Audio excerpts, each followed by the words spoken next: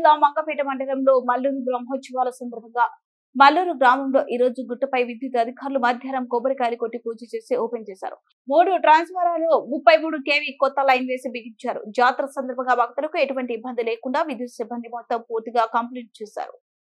ఈ కార్యక్రమంలో lining inspector Ravi, linemen junior assistant Sambaiah, సిబ్బంది ఎలక్ట్రీషియన్ కనకయ్య పాల్గొన్నారు. వీళ్లతో పాటు ఈ కార్యక్రమాన్ని ఈవో సత్యనారాయణ, ఎంఆర్ఓ తోట రవీందర్, యారంగారి సురేష్, ఆలయ సిబ్బంది గోరే లక్ష్మీనారాయణ, శేషు పాల్గొన్నారు.